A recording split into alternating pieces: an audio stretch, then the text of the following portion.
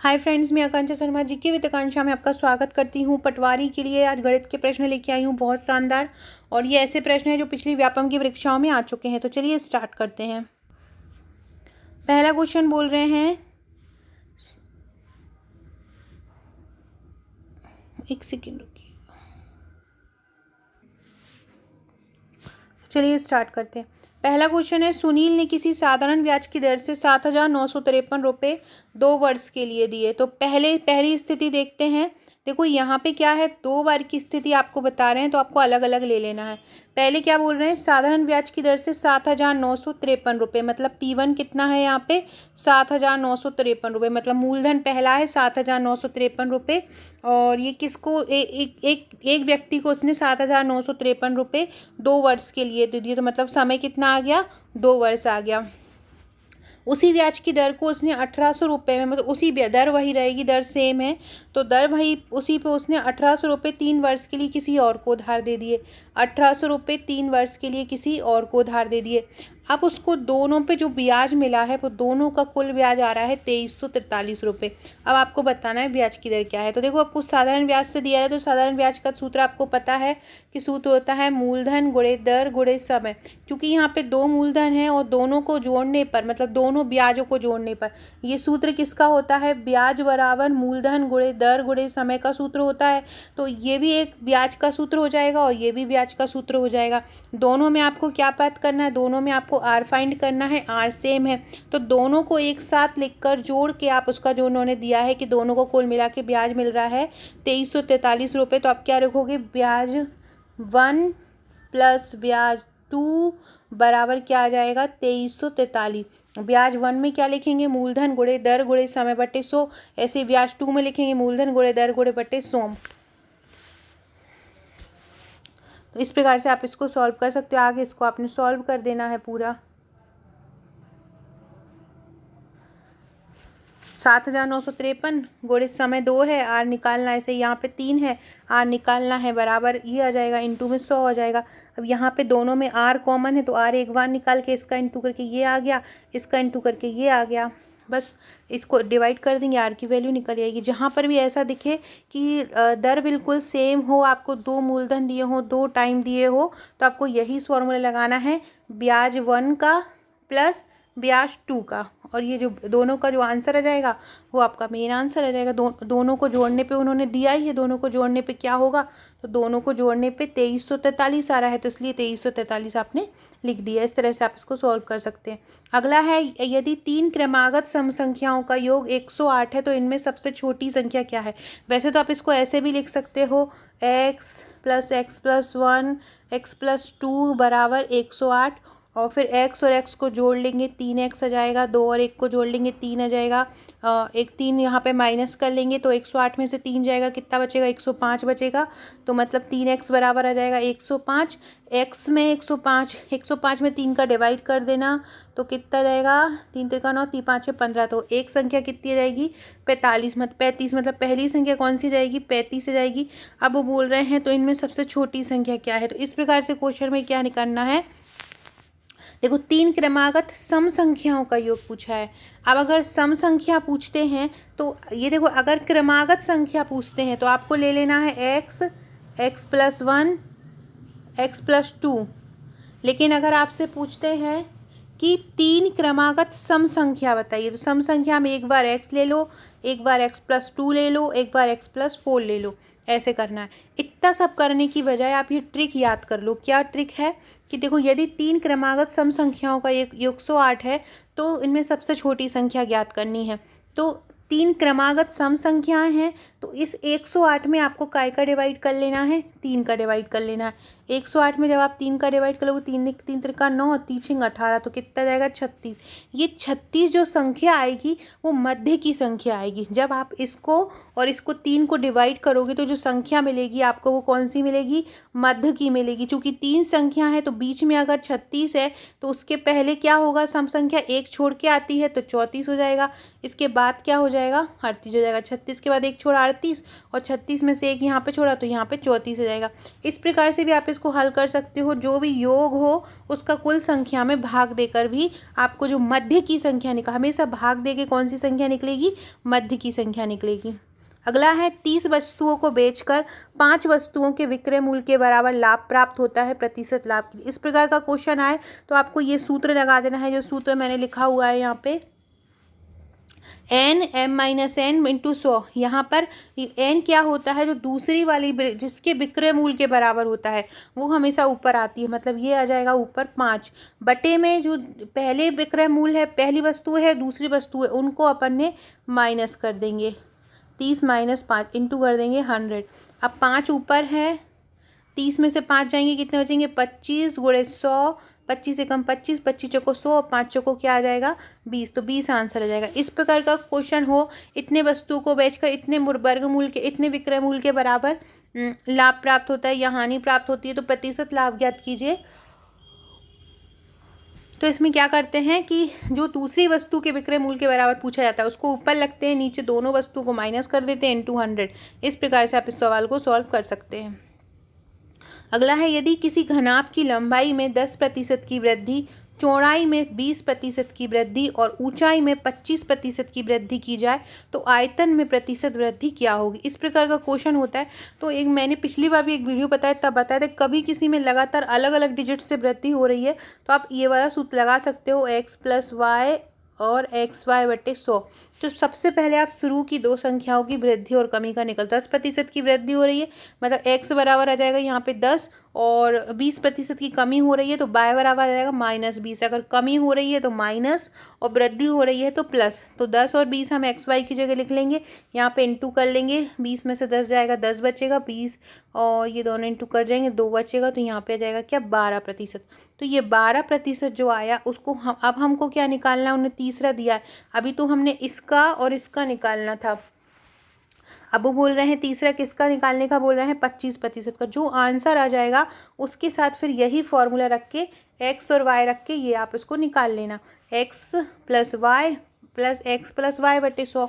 तो यही वाला फॉर्मूला, यहाँ ये वाला ही फॉर्मूला एक बार ऊपर लगा लिया, दूसरों की दो संख्या से जो आंसर आया, फिर लास्ट की जो एक संख्या नहीं मिली है उसका और इसका निकाल लेंगे, तो यही आपका आंसर आ जाएगा 10%। इस प्रकार से ऐसा कोई क्वेश्चन आए, वृद्धि हो कमी हो, तो आप ऐसे ही सॉल्व कर सकते हैं। अगला है, एक महिला एक संपत्ति के 4/5 भाग की स्वामिनी है, मतलब एक कोई संपत्ति है उसमें महिला का हक कितना है, उस पूरी संपत्ति का महिला 4/5 भाग खुद का रहता है। वह इसे अपने 3 बच्चों में बराबर बांटती है, प्रत्येक बच्चे का हिस्सा ज्ञात की। देखो, जब भी किसी को बांटना हो तो हम हमेशा भाग करते हैं। जब भी किसी को कोई चीज़ बांटना होती है, जैसे कि 12 बच्चे हैं और उसमें 3-3 टॉफ़ी बांटना है, तो आप क्या करोगे, 12 में 3 का भाग कर दोगे। तो ऐसे ही एक महिला की एक संपत्ति के पास 4/5 भाग की स्वामी, इसको 3 बच्चों में बराबर बराबर बांटना है।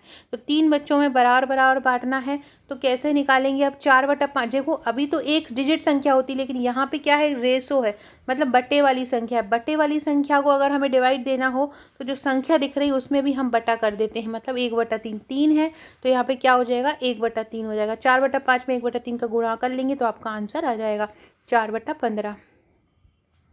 अगला है, यदि किसी धन पर 20% ब्याज की दर से दूसरे वर्ष का चक्रवृद्धि ब्याज 120 हो तो वह धन कौन सा है। किसी धन पर 20% वार्षिक ब्याज की दर से दूसरे वर्ष पर चक्रवृद्धि ब्याज 120 हो तो वह धन कौन सा है। देखो सबसे पहले क्या साधारण ब्याज वाला बोला है, तो सबसे पहले अपन साधारण ब्याज निकाल लेंगे। आपने माना कि मूलधन आपका एस है, तो ऐसा ही क्या हो जाएगा, ऐसा ही बराबर पी की जगह आपने लिख दिया एक्स, आर की जगह बी और टी 1 वर्ष के लिए तो 1 वर्ष आ गया, तो ऐसा ही कितना आ गया आपका x/5। अब वो क्या बोल रहे हैं कि यही बात से दूसरे वर्ष का चक्रवृद्धि ब्याज जब 1 वर्ष का ब्याज पर मूलधन जुड़ जाता है तो वो चक्रवृद्धि ब्याज हो जाता है। तो ये आंसर आ गया, सिंपल इंटरेस्ट कितना आ गया, x/5। पहले से ही मूलधन कितना था x, तो ये आपका ब्याज आ गया, तो अब मूलधन कितना हो जाएगा दूसरे वर्ष के लिए, इस मूलधन में जो पहले वर्ष का ब्याज आया उसको जोड़ देंगे, तो x/5 और x को जोड़ेंगे तो कितना जाएगा 6x/5। तो अब जब दूसरे वर्ष का निकालेंगे 20 × 6 × 1 से, तो बराबर भी क्या आ जाएगा 120, क्योंकि उन्होंने दिया है कि चक्रवृद्धि ब्याज 120 है। अब इसको सॉल्व कर लेंगे। 6x क्या आया है आपका 20 आपका मूलधन है, 20 आपका है दर, तो यहाँ पे आ जाएगा 20 आ जाएगा। इसके बाद मूलधन आया है 6x/5, तो 6x/5 आ जाएगा। इंटू आपका एक क्या आया है समय है, तो समय निकलेगा। बराबर में क्या है 120। दूसरे वर्ष का जो ब्याज है वो चक्रवृद्धि ब्याज के बराबर है 120, इसलिए दूसरे वर्ष के ब्याज को आपने बराबर में 120 रख के इसको सॉल्व कर देंगे। अगला है किसी परीक्षा में 40% छात्र अंग्रेजी में तथा शेष के 40% छात्र गणित में फेल हो गए। यदि बाकी 180 छात्र परीक्षा में पास हुए तो परीक्षा में छात्रों की कुल संख्या कितनी है। तो आपने माना छात्रों की संख्या कितनी है 100, ये मान लिया। ऐसे सवालों में 100 मान लिया करो, क्वेश्चन आपका बहुत ईजिली निकल आता है आंसर। माना छात्रों की संख्या 100 है। अब 40% साथ अंग्रेजी में फेल हो गए, तो अंग्रेजी में फेल 40%, तो कितने आ गए 40। अब जब अंग्रेजी में 40% फेल हो गए तो पास कितने हुए होंगे 60। अब शेष बचेगा क्या 60। अब वो बोल रहे हैं शेष के 40% गणित में फेल हो गए, मतलब ये जो शेष बचा है 60, इसका जब 40% निकालेंगे तो 60 गुणे 40, 60 गुणे 40/100, तो क्या हो जाएगा 6 चौको 24। 60 का जब 40% निकालेंगे तो क्या हो जाएगा, ये जीरो से ये जीरो, ये जीरो से ये जीरो, 6 चौको 24, तो कितना आ जाएगा 24। मतलब गणित में फेल कितने होगा 24। अब उत्तीर्ण कितने होंगे, उत्तीर्ण कितने होंगे, जो शेष 60 ये और ये 40 में से ये फेल, ये इन दोनों को आप माइनस कर देना, तो उत्तीर्ण लोगों की संख्या टोटल में से निकल आएगी। जब 100 छात्र हैं तो उत्तीर्ण 36 छात्र हैं, तो कुल छात्र उन्होंने कितने दिए हैं 180। 180 का आप 100/36 करके निकाल लेना, कुल छात्रों की संख्या आ जाएगी।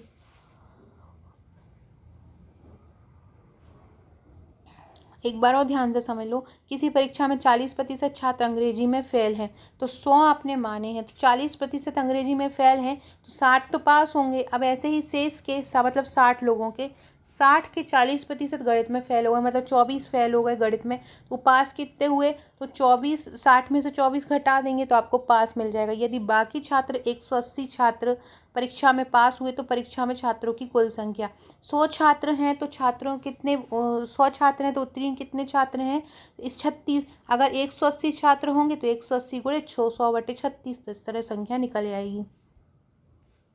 एक छात्र 25% अंक पाकर 30 अंकों से फेल हो जाता है, वहीं दूसरा छात्र 50% अंक पाकर न्यूनतम पास अंक से 20 अंक अधिक प्राप्त करता है। परीक्षा का अधिकतम अंक कितना है। परीक्षा के जब अधिकतम अंक पूछे और कोई एक छात्र पास हो जाता है इतने नंबर से, कोई दो लोगों की तुलना कर रहे हैं, तो ये ध्यान रखना पहला जो जितने अंकों से फेल हुआ और दूसरा जितने अंकों से पास हुआ, उन दोनों को ऊपर जोड़ लेते हैं, मतलब 30 प्लस क्या हो जाएगा 20।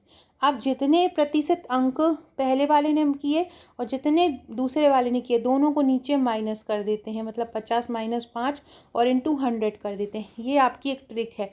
ट्रिक क्या है, पहला जितने अंकों से फेल हुआ प्लस दूसरा जितने अंकों से पास हुआ, बटे में आ जाएगा पहला जितने अंकों प्रतिशत पाए दूसरे माइनस दूसरे ने जितने प्रतिशत पाए इंटू 100।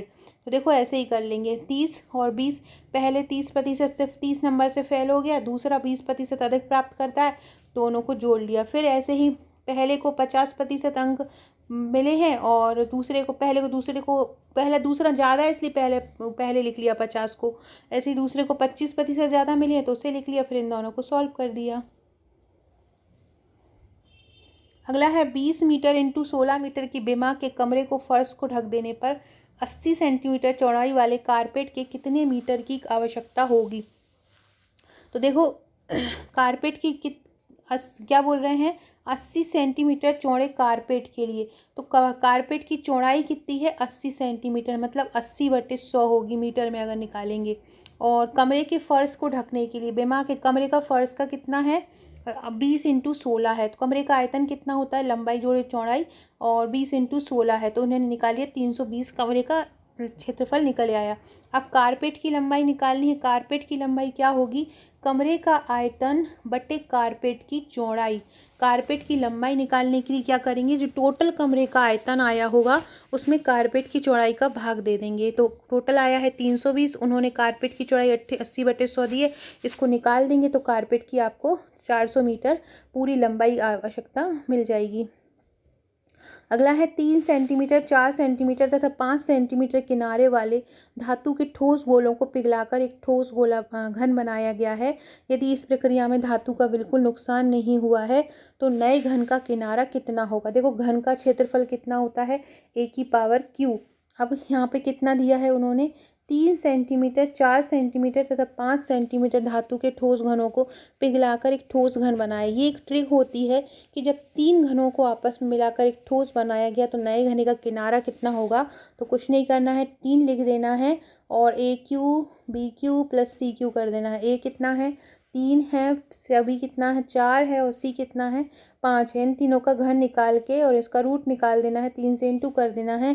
3 का क्या आ जाएगा 27 आ जाएगा। 4 का क्यूब कितना आ जाएगा 64 आ जाएगा और 5 का कितना आ जाएगा 125 आ जाएगा। इन तीनों को आपको प्लस करके उसका वर्गमूल निकाल के 3 से गुणा कर देना है तो आपको नए घन का आयतन पता चल जाएगा। जब भी आपको ऐसा बोले कि एक बड़ा घन था, इतनी त्रिज्या का था, उसको मिला के एक बनाएगा तो आपको यही फॉर्मूला लगा देना है।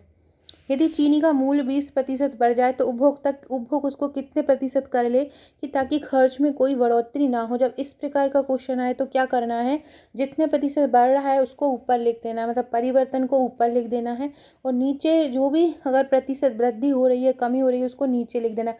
100 में 20 की वृद्धि हो रही है तो प्लस 20 लिख दिया इंटू 100, बस इसको सॉल्व कर लेना है, आंसर आ जाएगा। जब भी प्रतिशत वृद्धि आती है कितना खपत कम करें क्या करें तो ऊपर परिवर्तन लिख के इंटू 100 करना है, बटे नीचे 100 में उस वृद्धि या परिवर्तन को जोड़ना है।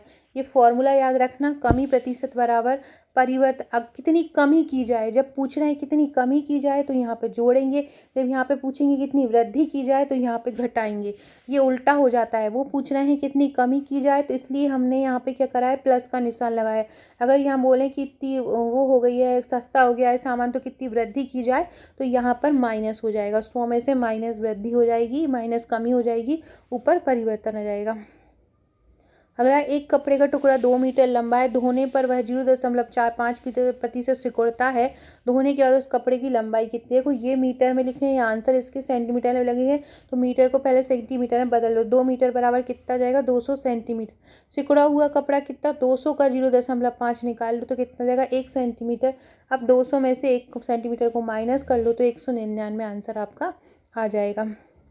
10,000 रुपये के मूल्य के एक घोड़े को 10% हानि पर एक्स द्वारा बाय को बेचा गया। बाय उसे 10% के लाभ पर फिर एक्स को बेचता है तो बाय का लाभ कितना होगा। तो घोड़े का मूल्य कितना है 10,000 रुपये, उसने कितने रुपए में बेचा 10,000 रुपये के मूल्य 10% हानि पे बेचा तो 10,000 का 10% हानि कितना हो जाएगा, 10,000 का 10% हानि हो जाएगा 1,000। तो मतलब उसने कितने में बेचा 9,000 में। अब फिर वो अगले में क्या बोलता, अब क्रय मूल्य कितना हो गया 9,000। अब इसको 10% लाभ पर बेचता है तो वहाँ हम हानि थी तो माइनस कर रहे थे, अब यहाँ प्लस कर लेंगे तो कितना जाएगा 9900। अब वो बोल रहे हैं बाय को लाभ क्या हुआ, तो जो क्रय मूल्य बाई का 9,000 था, 9,000 में से 9900 माइनस कर लेंगे तो 900 रुपये आ जाएगा। सो फ्रेंड्स ये थे हमारे आज के क्वेश्चन, बहुत ही इंपॉर्टेंट क्वेश्चन थे। ये ट्रिक जरूर याद कर लीजिएगा, ये ट्रिक बहुत ज़्यादा पूछी जाती है। ये वाले क्वेश्चन बहुत ज़्यादा, कितना परिवर्तन किया तो ऊपर परिवर्तन आता है, नीचे 100 प्लस माइनस। अगर कमी पूछी जाती है तो नीचे 100 प्लस आता है और वृद्धि पूछी जाती है तो माइनस आता है, माइनस पूछा जाता है तो प्लस आता है।